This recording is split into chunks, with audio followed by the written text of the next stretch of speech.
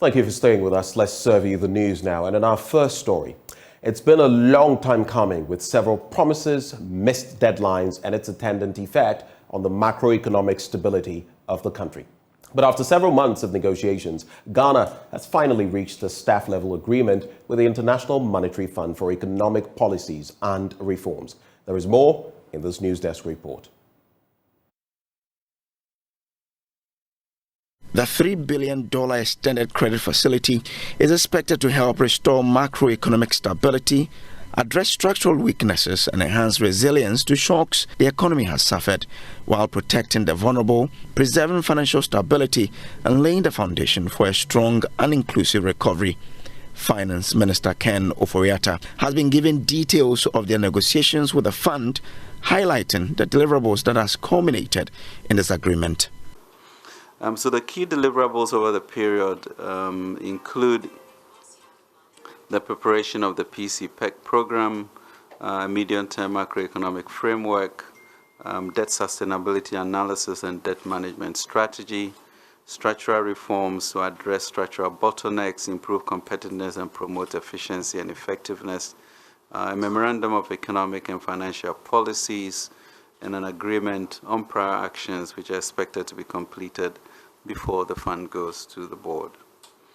But to seal the deal, the staff of the IMF say they will need the assurances of our creditors on our debt restructuring program before they can present this staff-level agreement to the IMF Executive Board. Stéphane Roudet is leader of the team. What is necessary for us to be able to present that program request to the board is assurances from Ghana's partners and Ghana's creditors that one, the program is fully financed. In other words, the financial support that will be provided to the authorities during the program period is sufficient to finance the program. In response, Ghana's Finance Minister Ken Ofori-Atta announced that government will now earnestly start negotiating with our external creditors to restructure our debt. Key fiscal measures, structural reforms, and the medium-term macro-fiscal framework in the 2023 budget are aligned with the IMF-supported program. It is therefore crucial that we receive support from all stakeholders, especially Parliament, to ensure that the 2023 budget, including all revenue measures, are passed and not return to last year's experience that we had. And the creditors also to ensure a successful debt operation. So even as we engage the domestic in the exchange, we'll be looking for our discussions with the bilateral partners and also with our bond investors. But given the level of agitation and rejection of the domestic debt exchange program, what are our chances of success? And is the IMF taking note of the reactions by stakeholders? When asked the question, here's what the IMF team lead, Stéphane Roudet, said. What is very important for the IMF is that the government strategy as a whole be sufficient to put debt on a sustainable path and to bring debt sustainability over the medium term. This is really the overarching goal of one of the overarching goals of the program.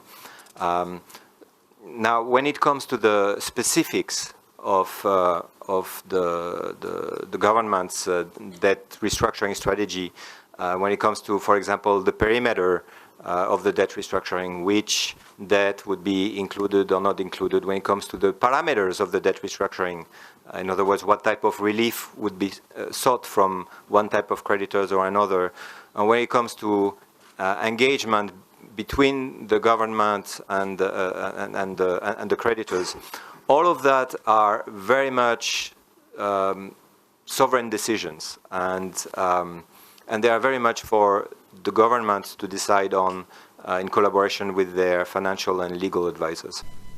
It remains a sovereign decision. That is the IMF position on the agitation by stakeholders. So that begs the question, will TUC and other stakeholders get their demand from government? With regards to the trade union, the TUC, I think it's not a very surprising position because it is, all of these things are shocks that we need to analyze and then make determinations as to how best to move forward as a nation. But we've been able to do literally the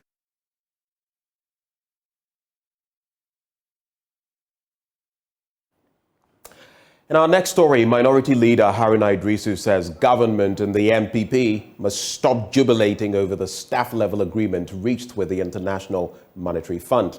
The agreement signifies a significant progress in Ghana's efforts to reach a $3 billion deal with the fund to help the country's ailing economy. Parliamentary correspondent Kwaku Asante has details of reactions to the staff-level agreement from Parliament.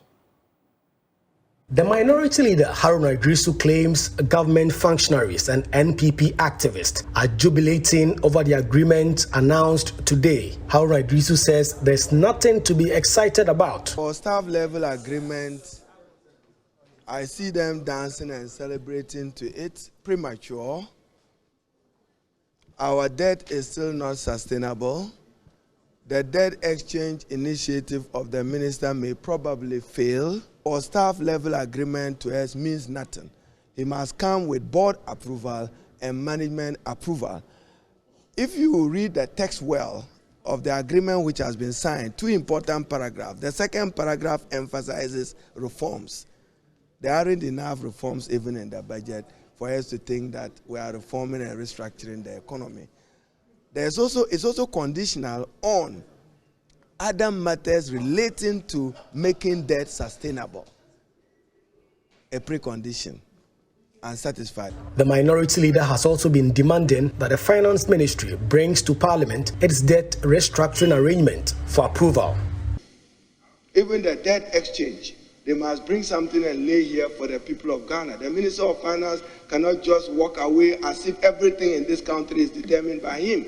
If you are doing haircut and you are changing contents of agreement, whether domestic or external, they are contractual, and those contractual comes with obligations. He must come and lay a paper in this house how he intends to work on the external debt, because when this house approved those loans agreement, we approved them consistent with Article 181, terms and conditions. You can't vary the terms at your pleasure or as it pleases a certain Minister for Finance. Those terms and conditions must be brought to this house for our scrutiny. But Vice Chairman of the Finance Committee, Patrick Boama, says if there is any of the arrangements that must come to Parliament, government will not hesitate to do so. The Minority Leader made serious statements with regards to the government's debt exchange program, and also the fact that certain documents ought to be laid before the House. I believe that all those requisite documents will be subjected to parliamentary scrutiny. The first step is what has been announced. Every step that requires the people's representative to look at, I believe, will have the opportunity to look at that. So I want him to be rest assured, to allay his fears. The minority insists that the details of that debt restructuring program that government has announced and which it is currently implementing must be brought before Parliament. There are those who have opined that because of the legalities and the nature of that arrangement, it does not have to come to Parliament. But some NPP MPs have been assuring the minority that if there is the need to bring some of those fine details to Parliament, then that will be done. But with government now getting the staff level arrangement with the IMF officials who came down to negotiate, it is expected that in the next few months, government will be able to get the final authorization from the IMF board to be able to enroll and finally implement an IMF program. That may take some time, given the fine details of the domestic debt exchange program as well as the external debt exchange program to be able to bring Ghana's debts to sustainable levels. Reporting for Joy News, Kwaku Asante, Parliament House, Accra.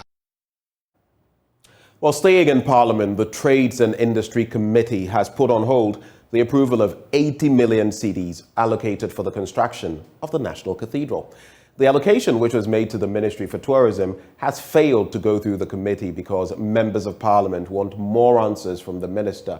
According to Tamale Central Member of Parliament, until the committee is satisfied, they will not approve the ministry's estimates without the allocation made to the cathedral. What the committee decided was that, one, we cannot just approve this 80 million for you. We must know how the other 339 million was spent. Because like I told you, when we are looking at budget estimates, we have a duty as the legislature to hold the executive accountable. In terms of what you've approved previously. Exactly. Even if we didn't, they did it illegally, but we have a mandate now to find out, is the taxpayers' money. How did you spend the 339 million? What did it constitute? The 80 million you want us to approve, how did that 80 million find space in the budget line of the Ministry of Tourism when the minister and the directors could not speak to the questions we were asking? Two, what constitute the 80 million, Ghana cedis you want us to approve? Give us the breakdown. Three, what role did you play in coming out with that? Of course, the minister will not be in the position to answer the earlier two questions. How the 330 million was spent. Those who expended the money, we are inviting them. We are inviting the Secretariat to come and explain to us, and possibly the Minister for Finance to come and explain to us how they spend those monies.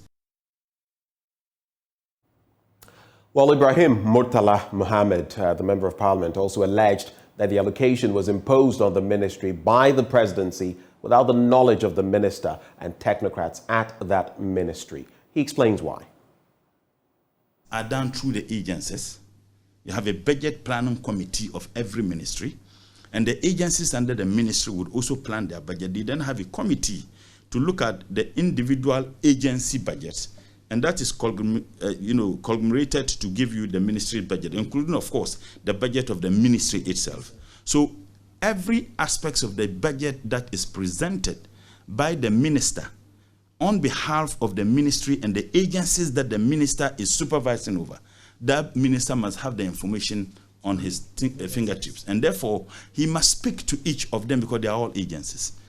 When we realize that the cathedral, the 80 million cedis, is in the Ministry of Tourism, we asked simple questions. We wanted to find out from the minister whether he made an input in the planning, the calculation of the budget, and what they were going to do, for which reason the 80 million Ghana cedis for the cathedral is found in the ministry budget. The minister could not explain.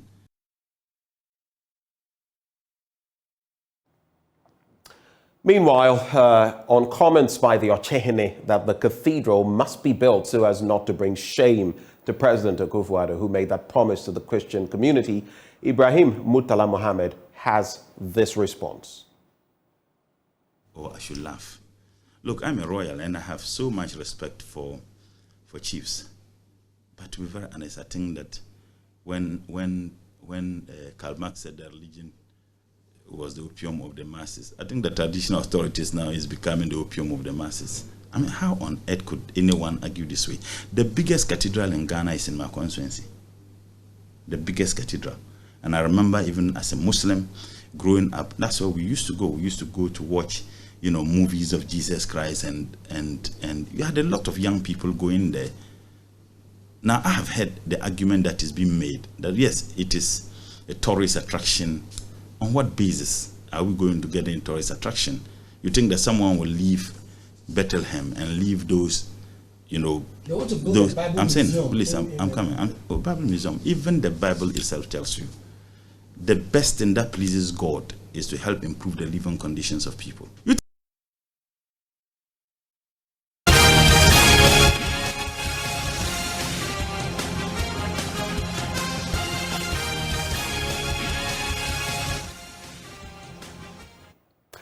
Well, it is the final countdown to the NDC's national elections this weekend. And with Asiedu Nketia, the incumbent General Secretary, seeking a higher office, others are stepping up to replace him.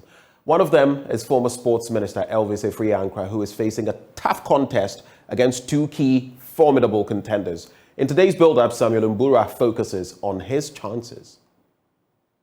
His opponents will attack his record as sports minister. Elvis Efria Ankra famously cried before the committee that probed the Black Stars' shambolic and scandal-filled participation at the 2014 World Cup that has done little to quench his passion for NDC internal political leadership. He showed his mettle as NDC Election 2020 Director of Elections, giving the Electoral Commission little rest. And we are telling them that Ghana is not other countries. If they think that they can be manipulated and influenced as happened in other countries to manipulate the electoral system, then they should be ready for what is coming. He is popularly remembered in the 2020 elections for his infamous announcement that the NDC was flipping some parliamentary seats at a time the EC was still collating results. Preliminary results trickling in shows a very exciting outlook. We have flipped Lejokuku. We have flipped La Dadekotopon. We have flipped Tema East. We have flipped Adenta. 99% of these are not skirt and blouse votes, so it reflects in the presidential. So if we flip all these seats, nobody should tell you where we are heading towards. It's very clear. Parliamentary candidates, executives, regional constituency, party executives go to the coalition centers and support our coalition agents. He was, however, shocked after the declaration of results by the EC. Me as director of elections, we were three of us monitoring the results. Myself, Sami Jenfi, and Samuel Ofosu Ampofo, our national chairman. We saw the manipulation coming in. We were really shocked. It even made me to fall sick. To his critics who accuse him of supervising a shambolic NDC internal election results coalition, this is his response to you. We had our results and the flag bearer and the entire leadership were briefed. Beyond that, results were collated from constituency. If we didn't collate results, how then could we know that we had 137 seats? So anybody at our level who says that results were not collated is either very ignorant, should not come near leadership, or is full of mischief, because you should know. But why does Elvis Efria Ankra really want to be the General Secretary of the NDC? I'm ready for this job. I've been prepared for it. I've gone through the mill. And so I'm the best person for the job of General Secretary to help position the party properly for the battle in 2024 and the victory of 2024.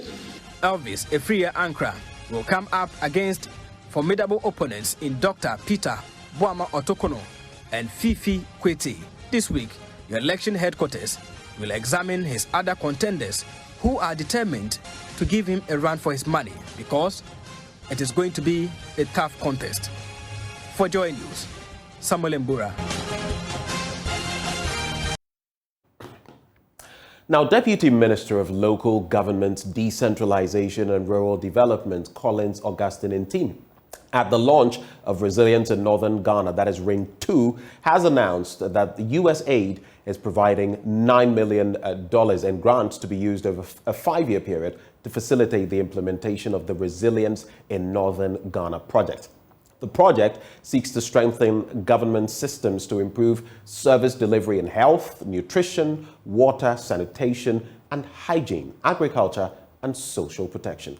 He said government had so far received an amount of 3.3 million Ghana cedis from USAID for 4 regions in the north, namely Upper West, Upper East, Northeast, and Northern regions. He made the statement at the launch of the Resilience in Northern Ghana 2 at Nadoli in the Upper West region. Our correspondent there, Rafiq Salam, now reports. The Resilience in Northern Ghana Ring 2 project is a continuation of the Ring project started in 2015 by the government of Ghana with support from USAID. The Ring 2 partnership was co-created by USAID, Ministry of Local Government, Decentralization and Rural Development, Ministry of Finance, National Development Planning Commission, along with representatives from the Upper West, Upper East, Northern and Northeast Regional Coordinating Councils and the 17 district assemblies implementing the project. The 5-year partnership will strengthen government systems to improve service delivery in health, nutrition, water, sanitation, and hygiene, agriculture, and social protection. The Deputy Minister of Local Government, Decentralization and Rural Development, Collins Augustine team, at the launch noted that USAID is committed to implementing the project, of which the government of Ghana have so far received an amount of 3,351,820.36 Ghana cedis. To facilitate the implementation of Ring 2 projects, the USAID is providing 9 million United States grant to be used over the next 5-year period of the project. The collaborating partners, the government of Ghana and USAID, hope the expected outcomes of the project shall be achieved at the end of the project period. The expected outcomes includes 1. Sustained delivery of services that lead to improved nutrition, food security, climate mitigation interventions, and well-being of targeted communities. 2. Improve quality service delivery by the beneficiary districts, primarily in the areas of health, water, sanitation, hygiene, nutrition, and agriculture. Now, Chairman, the success of the project will determine government decision to design future projects to sustain the gains made. Collins Augustine and team urged the beneficiary 17 districts to own the project and ensure its effective implementation. Wish to urge all beneficiary, municipal, and district assemblies to own this project. I'm talking about ownership, and you do appreciate what I mean by owning the project, and also place maximum importance to the implementation of this project and ensure effective and efficient use of allocated funds to the benefit of the poor household and improve the nutrition levels within the implementing districts of the projects. Acting Mission Director Paul Pleber explained that through the partnership, the government of Ghana and USAID have a unique opportunity to improve the nutrition and resilience of vulnerable communities in northern Ghana. A critical aspect of Ring 2 is incorporating gender equity and inclusion of all communities, and engaging youth as we design and carry out these activities. This sister activity will partner with the government of Ghana to strengthen the planning, financing, and delivery of services under Ring 2. For example, Ring 2 system strengthening will help the local entities plan and implement their activities, strengthen the public financial management. For those who work in the details, we are using GIFMIS, which is the government's own financial management software, and monitor the work. So, I ask everyone here today to think about how they can make sure that Ring 2 is successful. Upper West Region Minister Dr. Hafiz Bin Sali, in his welcome address, stated that they have every reason to rejoice about the project as nutrition and resilience issues pose major challenges in their efforts to make life better for the people. I am optimistic that this project launch will provide the appropriate ground to interact with key stakeholders in the nutrition subsector and learn more about this project and the operations of USAID. Therefore, I expect all stakeholders, especially the beneficiary municipal and district assemblies, to show more commitment, diligence, and ownership of this program. Reporting for Joy News, Rafik Salam, Nadoli. And that's it for the news, but stay with us. The news review is up next.